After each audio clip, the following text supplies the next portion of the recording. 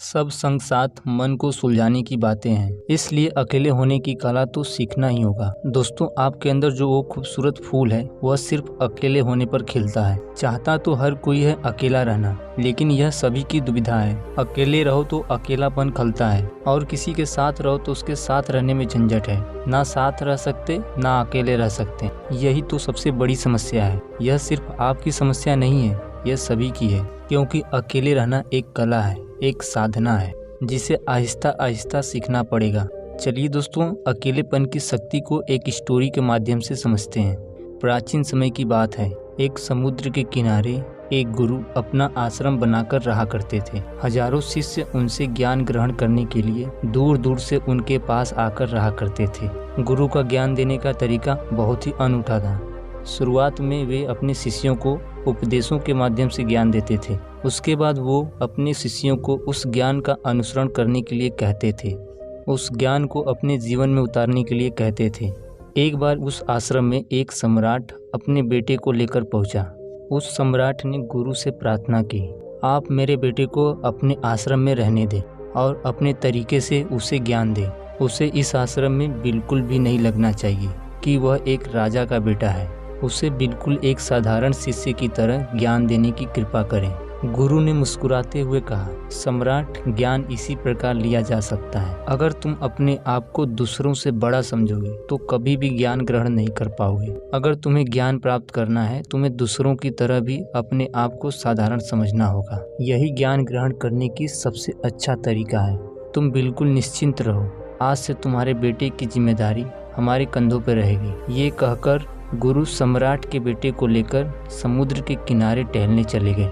आश्रम के सभी बच्चे उस सम्राट को देख रहे थे। सम्राट अपने बेटे को अपने रथ पर बैठाकर लाया था, जिससे सभी बच्चे समझ गए थे कि ये सम्राट का बेटा है।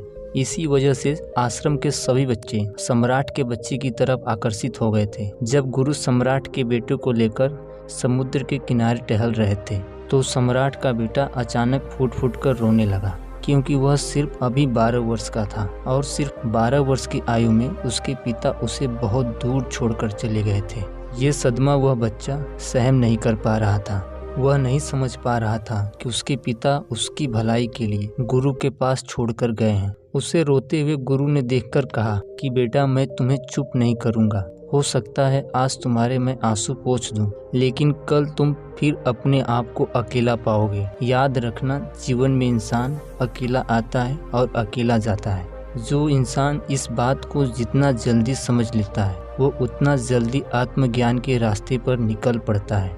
गुरु ने अपनी बात आगे बढ़ाते हुए कहा, जो इंसान अकेले रहना सीख लेता है वही खुद से प्यार करता है। जो खुद से प्यार करना जानता है वो किसी के जाने का परवाह नहीं करता, क्योंकि वह खुद से ही प्यार करता है। धीरे धीरे तुम आश्रम के माहौल में ढल जाओगे। शुरुआत में तुम्हें समस्या आ सकती है, लेकिन तुम्हें कुछ दिनों के बाद इसकी आदत हो जाएगी। उसके बाद तुम्हें यही जगह बहुत अच्छी लगने लगेगी। ये जगह तुम्हें अपनी महल जैसी लगने लगेगी। संध्या हो चली थी। समुद्र के दूसरे छोर पर सूर्य छुपने लगा था और अपनी लालिमा पूरे आसमान में बिखेर रहा था और बहुत ही खूबसूरत दृश्य था। और गुरु उस शिष्य को अपने साथ लेकर आश्रम लौट आए। उस शिष्य को भी थोड़ी बहुत सांत्वना मिली, क्योंकि गुरु की आंखों में एक अभूतपूर्व शांति झलक रही थी। और जब हम कभी किसी एकांतवासी गुरु की आंखों में यह शांति देख लेते हैं तो हमारे हृदय में से भी सारे भार हट जाते हैं। मन बिल्कुल आनंदित हो जाता है। जब सम्राट का बेटा रात्रि का भोजन करने के लिए भोजन कक्ष में पहुंचता है तो आसपास के सभी शिष्य उसके पास आने लगे। उन सभी को पता था ये सम्राट का बेटा है। अगर हम इससे दोस्ती कर लेते हैं तो हमें बहुत फायदा होगा। यही सोचकर आश्रम के ज्यादातर बच्चे उसे घेर लिए थे। बस कुछ बच्चे जो अकेले रहने का महत्व समझते थे, जो दिखावे में विश्वास नहीं करते थे, उस सम्राट के बेटे के पास जाने के बजाय अपना पूरा ध्यान खाने पे लगा रहे थे और एकांत में बैठकर अपना भोजन कर रहे थे। कुछ दिनों के बाद सम्राट के बेटे का बहुत सारे बच्चों के साथ दोस्ती हो गई और वो आश्रम में उन्हीं बच्चों के साथ घूमता, उन्हीं के साथ अपना ज्यादातर समय बिताता। आखिरकार वो सम्राट का बेटा था, सुख सुविधाओं के बीच पला बढ़ा था। उसके आसपास बहुत सारे दास और दासियां रहा करते थे। आसपास अपने मित्रों के बीच घिरे रहना वही दिनचर्या उसने अपने आश्रम में भी अपना ली थी।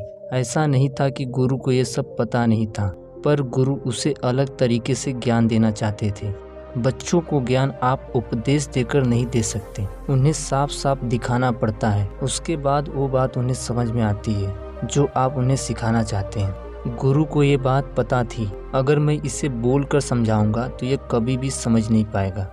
मुझे इसे दिखाना पड़ेगा, इसे एहसास कराना पड़ेगा कि अकेले रहने से ही तुम अपनी शक्तियों को जान पाओगे। ये सीख देने के लिए गुरु उस शिष्य को अपने साथ एक पहाड़ी पर ले गए। पहाड़ी पर पहुंचकर उस गुरु ने शिष्य को कहा, अब तुम्हारा ज्ञान पूरा हो चुका है, बस तुम्हें एक आखिरी रात यहाँ बितानी होगी। उसके बाद मैं अगली शाम को तुम्हारे महल पहुँचा दूंगा। वो बच्चा यह सुनकर बहुत खुश हुआ। अब मैं वापस अपने राजमहल चला जाऊंगा, फिर मेरे दास और दासियां और सारी भोग की वस्तुएं रहेंगी। फिर उस शिष्य ने गुरु से पूछा कि आप मुझे इस पहाड़ी पर आज रात क्यों छोड़ रहे हैं? आखिर मुझे यहाँ से कौन आखिरी ज्ञान मिलेगा? गुरु ने मुस्कुराते हुए कहा, तुम्हें आज रात इस चट्टान के पीछे छिपकर बैठना होगा। यहाँ पर रोज रात एक बाज आता है, तुम्हें उस बाज को देखना है और बहुत गौर से देखना है। हर गतिविधि उसकी देखनी है। उस बाज को देखने के बाद अगर तुम अगले दिन उसकी सारी खूबियाँ मुझे बता पाए तो मैं तुम्हें तुम्हारे राजमहल वापस भिजवा दूंगा। और सुबह आने से पहले एक बात पर और ध्यान देना है, एक चरवाहा अपने भेड़ों को यहाँ चराने आता है और तुम्हें उन भेड़ों की गतिविधियाँ भी देखनी है। याद रखना, बाज की गतिविधि रात को, भेड़ों की गतिविधि सुबह। अगर तुम ध्यान से दोनों की गतिविधि देखकर मुझे बता पाए तो तुम इस आश्रम से हमेशा के लिए आज़ाद हो जाओगे। तुम्हारा ज्ञान पूरा हो जाएगा।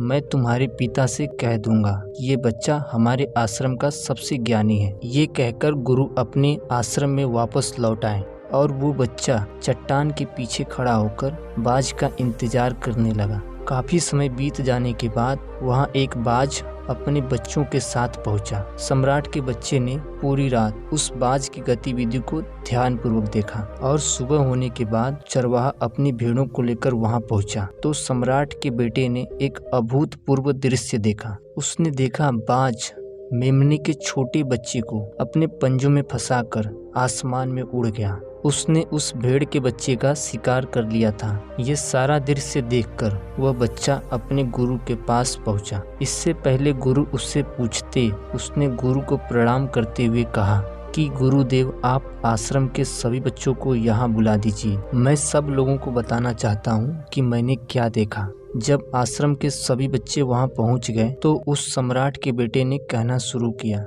मैंने अपने जीवन में बहुत से पक्षियों को देखा है, लेकिन बाज उनमें से सबसे ज्यादा शक्तिशाली और सबसे अलग होता है। उदाहरण के लिए हम सभी ने एक तोता देखा है। तोता तो बोलता बहुत है लेकिन कभी ऊंचा नहीं उड़ पाता, लेकिन एक बाज हर समय शांत रहता है। वो आकाश को भी चीर सकता है, उसमें आकाश को भी छू लेने का सामर्थ्य होता है। जब भी बाज अपने शिकार को सुनिश्चित कर लेता है, वो अपनी नज़रें उसी पर गड़ाए रहता है, चाहे वह कितनी भी ऊंचाई पर क्यों ना हो, चाहे कितना ही बड़ा तूफान क्यों ना आ जाए, लेकिन उसकी नज़र हमेशा अपने लक्ष्य पर टिकी रहती है।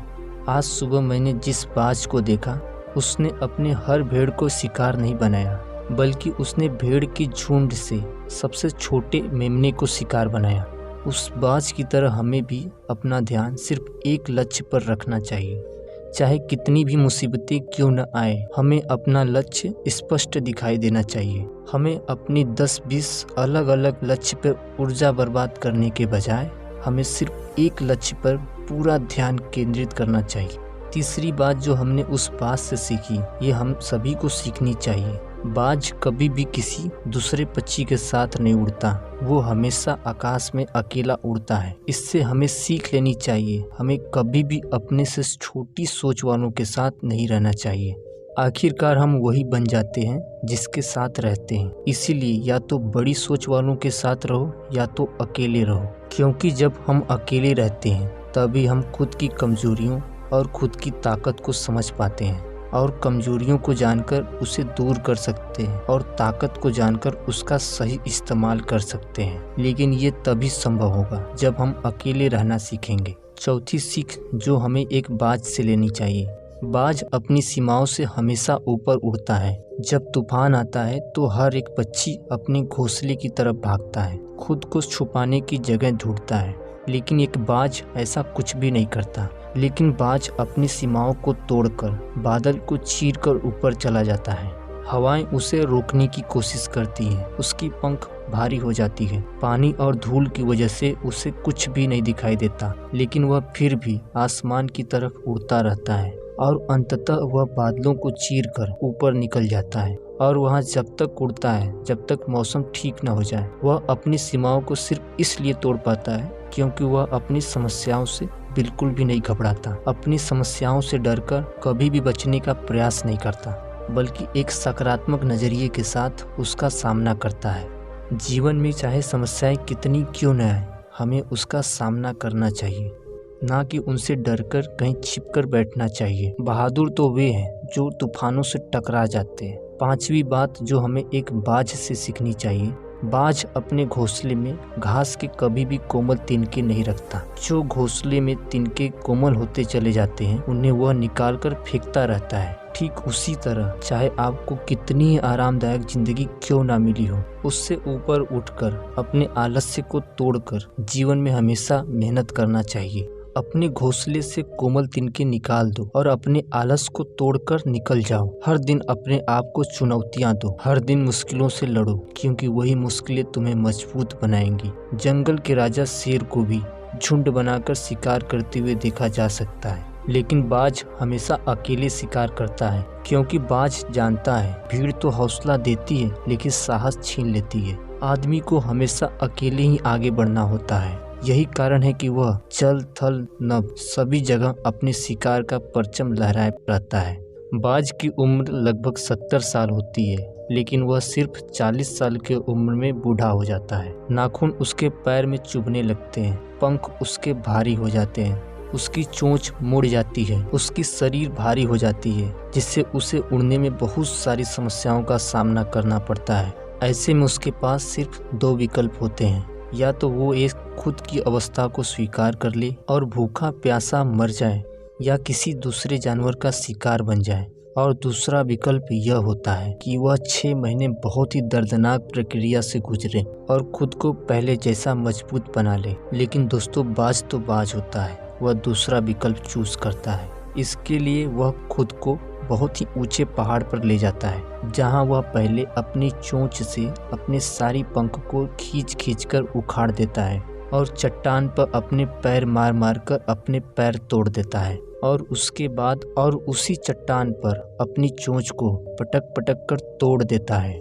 और इस दर्दनाक अवस्था में खुद को दूसरे जानवरों से छिपाता रहता है। अगले 6 महीने तक वह इसी दर्दनाक प्रक्रिया से गुजरता है और इंतजार करता है नई पंख, नई चोंच और नई पंजों का। तब फिर वह अपनी नई जिंदगी शुरू करता है और निकल पड़ता है अपने शिकार पर, और अगले 30 सालों तक वह राज करता है। इसी तरह हमें भी समय आने पर अपनी पुरानी आदतों को छोड़ना पड़ता है और नई आदतों को सीखना पड़ता है। समय के साथ बदलना पड़ता है, अपने आप को तैयार करना पड़ता है, वरना हमारा भी शिकार हो सकता है, हम भी पीछे रह सकते हैं। इसके बाद सम्राट के बेटे ने भेड़ों की विशेषता बताते हुए कहा, भेड़ हमेशा झुंड में चलती है, उन्हें झुंड में चलने में साथ मिलता है। जैसे ही उन पे आक्रमण होता है, तीतर वितर हो जाते हैं और उसमें से एक भी भेड़ अपनी साथी की मदद करने के लिए वापस नहीं लौटती। इससे हमें ये सीख मिलती है कि हमारे पीछे कितने ही लोग क्यों न खड़े हों, किसी पर भी यकीन मत करना, यकीन करना तो सिर्फ खुद पर, क्योंकि बुरा वक्त आने पर वे भीड़ कब तीतर वितर हो जाएंगी आपको पता भी नहीं चलेगा। गुरु को प्रणाम करते हुए सम्राट के बेटे ने कहा, गुरुदेव, अगर मुझसे कोई सीख रह गई हो तो कृपा करके आप मुझे बताने की कृपा करें। गुरुदेव सभी बच्चों को संबोधित करते हुए कहा, ये सभी बातें जो बच्चे ने बताई है सब सही है, लेकिन ये सारी खूबियाँ आप लोगों में तभी पैदा हो पाएगी जब आप अकेले रहने का अभ्यास करेंगे और ध्यान करेंगे। आपने तो देखा ही होगा कि बाज कभी भी किसी पक्षी के साथ नहीं रहता, न कभी जोड़ी बनाता। वो आसमान में अकेले उड़ता है। वह अकेले उड़ने से अपनी कमजोरियों और अपनी ताकत को पहचानता है। और इसके बाद गुरु ने अपनी बात खत्म करते हुए कहा, आज मैं इस रात सम्राट के बेटे को इसके महल छोड़ने जा रहा हूँ, क्योंकि इसकी सीख यहाँ पे पूरी हो गई है। और यह कहकर गुरुदेव सम्राट के बेटे का हाथ पकड़कर महल की तरफ रवाना हो गए और बाकी के सभी बच्चे उन्हें जाते हुए पीछे से देखते रहे। तो दोस्तों, आपको ये कहानी कैसी लगी? अगर दोस्तों आपको कहानी पसंद आई हो, आप कमेंट में हमें बताना और इस चैनल को सब्सक्राइब भी कर देना। Thank you for watching my video. ऐसे ही एक और इंटरेस्टिंग कहानी के साथ मिलते हैं।